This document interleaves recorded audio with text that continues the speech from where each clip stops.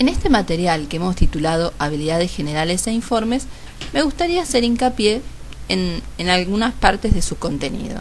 Bien, cuando organizamos el informe, siempre debemos tratar de pensar a qué apunta y qué necesitamos evaluar. Esta ficha nos sirve más bien para trabajar características de evaluación en ámbitos laborales y vocacionales. A diferencia en el ámbito clínico, cuando debemos buscar en el material que hemos administrado información, buscaremos principalmente aspectos sintomáticos, conflictos, rasgos de personalidad, estructura, defensa y si existen indicadores de psicopatología para con ello hacer un diagnóstico y un pronóstico de la persona que hemos evaluado.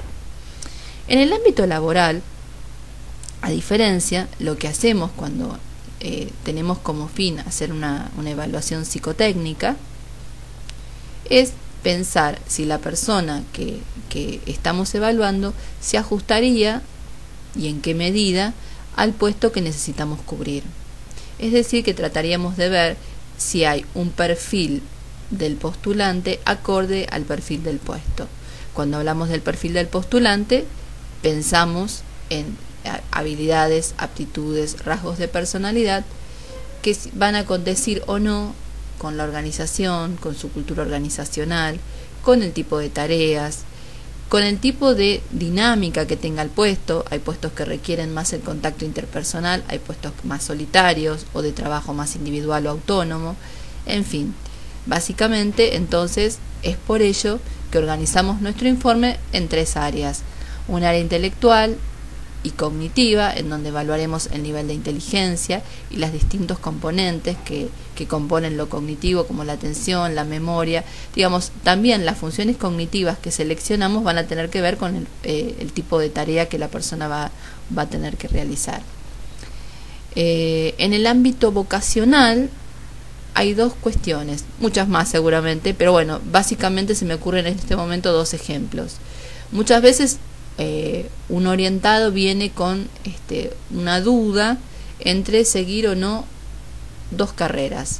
A lo mejor son 2 carreras que tienen algún punto en común y a veces no.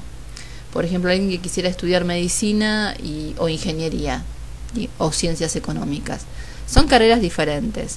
Entonces, cuando parecería que que su predilección, su interés se orienta hacia esas temáticas, por supuesto, además de profundizar en el porqué de ello, lo que trataríamos de ver es cuáles son las características de su personalidad, cuáles son sus aptitudes y sus habilidades principales, y ver con cuál habría mayor afinidad y desde cuál habría una mayor consonancia entre lo que se quiere estudiar y las características psicológicas y aptitudinales que se requieren para tener un buen desarrollo y éxito y realización en esa carrera a futura profesión elegida.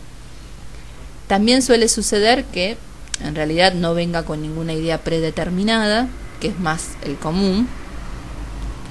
Se sienta con la necesidad de tener que elegir algo para estudiar, pero no sabe qué, ni siquiera en qué área. Entonces, en ese caso lo que haríamos es, junto con todo el sondeo de personalidad que realizamos, ir descubriendo cuáles serían sus principales habilidades o aptitudes. Es por ello esta ficha básica, digamos, que enumera las habilidades principales que en general suelen formar parte de cualquier evaluación ocupacional o vocacional. Entonces, lo que haremos siempre es pensar, bueno, la tarea o el tipo de carrera que la persona desea desarrollar y desea realizar, ¿en qué tipo de habilidades requieren? Entonces, supongamos, por ejemplo, que tenemos el caso de alguien que quiera incursionar en la carrera de relaciones públicas o relaciones laborales, ¿sí? Porque está interesado, por ejemplo, en el área de recursos humanos. Básicamente,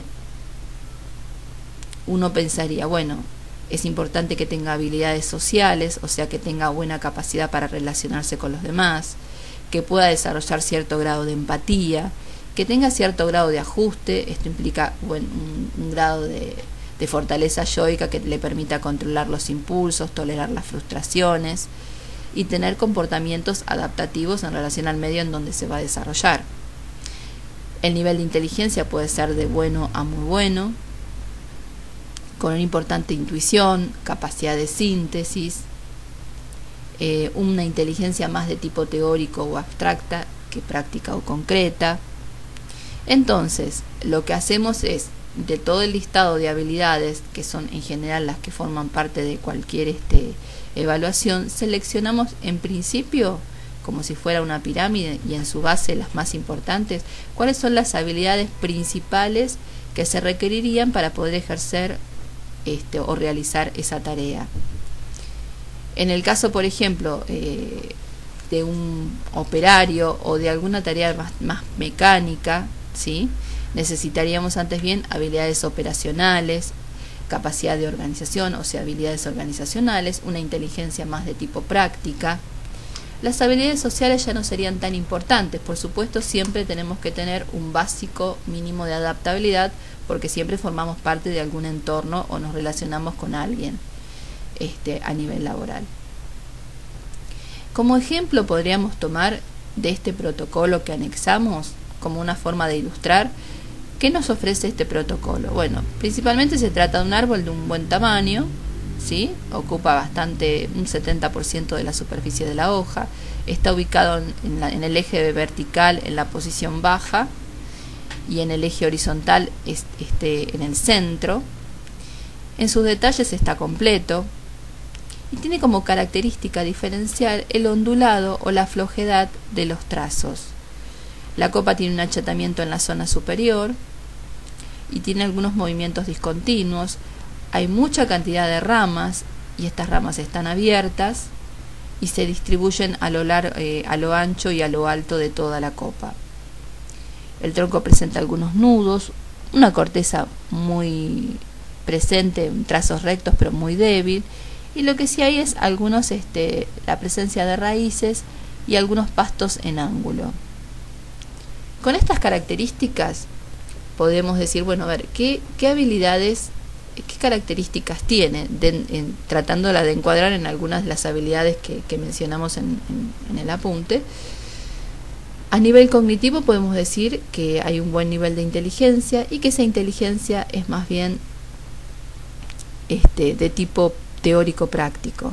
¿Por qué? Porque hay un equilibrio entre el alto del tronco y el alto del follaje, más o menos tienen la misma superficie. Los detalles están presentes y son adecuados, o sea, hay ramas, hay copa, está el tronco, está el piso. Esto implica que tiene un nivel de observación adecuado. Pero lo que aparece como más destacado, más enfático es, por un lado, su posición central, que es la necesidad de encontrar un punto de equilibrio, un tamaño grande, que es la necesidad de sentirse importante, ya sea actuando o sintiéndose reconocido o valorado por el entorno.